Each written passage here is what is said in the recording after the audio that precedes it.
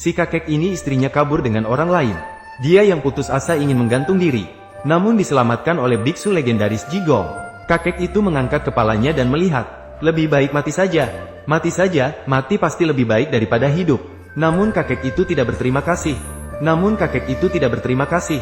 Dia kemudian berpaling dan ingin bunuh diri dengan melompat ke sungai. Jigong lama malah menariknya. Kamu harus melompat dulu. Dia kemudian berbalik dan melompat ke sungai terlebih dahulu.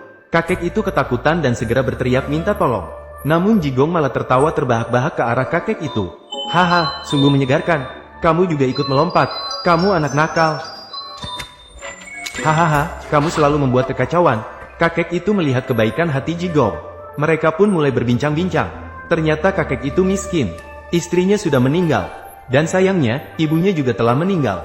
Dia merasa putus asa karena tidak punya uang untuk mengubur ibunya. Satu-satunya pilihan yang dia miliki adalah mengirim putrinya, Ayu, menjadi pelayan di rumah kaya. Untuk menebus satu-satunya putri, dia pergi ke kota untuk bekerja sebagai buruh. Akhirnya berhasil mengumpulkan cukup uang untuk menebus. Namun, orang kaya telah pindah.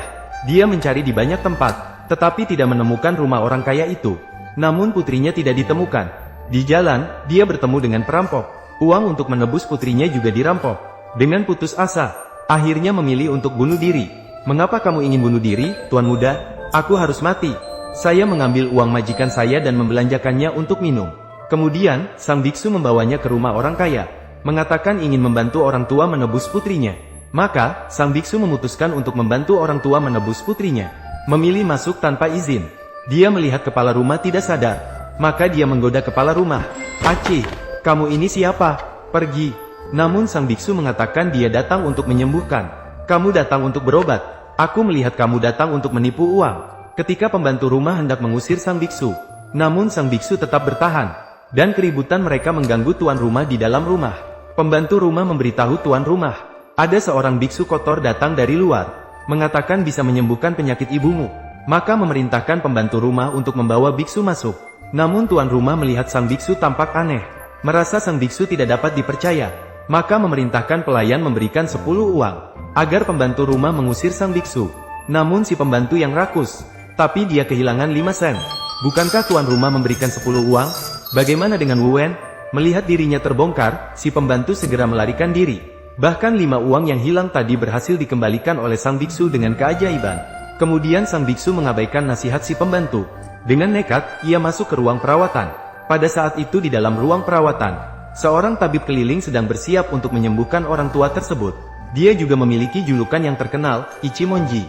Satu pedang menyembuhkan segala penyakit, satu pedang mendatangkan kekayaan. Saat One Sword Style sedang mengasah pedangnya dengan cepat, sang biksu menggunakan ilmu untuk membuatnya pusing dan melihat bintang-bintang emas. Biksu itu masih mendorong One Sword Style dari samping. Ya Tuhan, aku hampir saja membunuh seseorang. Saat ini hanya perlu menyalakan hati kecil merah, dan meninggalkan diri dengan ucapan berkah. Surga memberikan berkah. Musim dingin ini pasti akan lancar. Kekayaan akan mengalir. Cepatlah mencoba. Saat itu, sang biksu mengayunkan tangannya dengan lembut. Dahak di tenggorokan orang tua.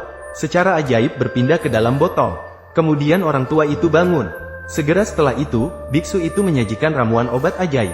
Namun memerlukan air mata untuk dimasukkan ke dalam obat. Tuan rumah segera menangis terseduh-seduh setelah mendengarnya. Namun ia menangis setengah hari. Namun biksu itu berkata agar tidak menggunakan air matanya sendiri. Dia meminta Tuan Ji untuk mencari salah satu. Seorang pria berusia 50 tahun yang lahir pada tanggal 5 bulan Mei. Dan air mata seorang gadis berusia 18 tahun yang lahir pada tanggal 8 bulan Agustus membuatnya sadar. Ini membuat Tuan Li bingung. Namun demi ibunya yang terbaring sakit, Tuan Li tidak ragu mengeluarkan uang banyak untuk mengirim pelayan mencari di jalanan. Pelayan mendengar ada hadiah besar.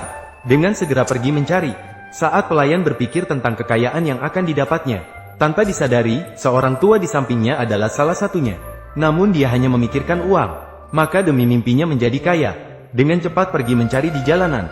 Namun pelayan mencari di jalanan untuk waktu yang lama. Namun tidak menemukan orang yang memenuhi syarat. Maka dia terpaksa kembali ke rumah. Aku sudah menunggumu setengah hari. Apa yang kamu tunggu untuk saya lakukan? Tadi kamu bilang ingin mencari seseorang yang lahir pada tanggal 5 bulan Mei. Pria berusia 50 tahun. Benarkah? Iya. Dan juga seorang gadis berusia 18 tahun yang lahir pada tanggal 8 bulan Agustus. Pria itu adalah aku. Dan gadis itu adalah putriku. Kemudian kepala rumah tangga segera membawa orang tua itu ke dalam rumah. Kepala rumah tangga memberitahu tuan, dia telah menemukan orang tua yang memenuhi syarat. Ada seorang pelayan bernama Ayu yang berusia 18 tahun di rumah itu. Maka tuan segera memerintahkan orang untuk memanggil Ayu. Orang tua itu akhirnya bertemu kembali dengan putrinya. Ayah dan putri itu menangis sambil memeluk satu sama lain. Air mata kasih sayang di antara kedua orang tersebut adalah resep obat terbaik.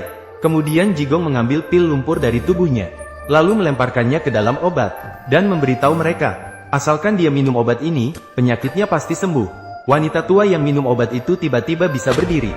Semua ini adalah kasih dari biksu. Kasih karunia besar untuk menyelamatkan semua makhluk. Kemudian Tuan ingin membalas budi baik Jigong. Dia mengembalikan Ayu kepada orang tua tanpa biaya. Tidak hanya itu, dia juga memberikan 30 keping perak kepada ayah dan putri itu, sebagai jaminan hidup mereka. Terima kasih banyak, Tuan Muda. Ah, baiklah, aku harus pergi. Kemudian,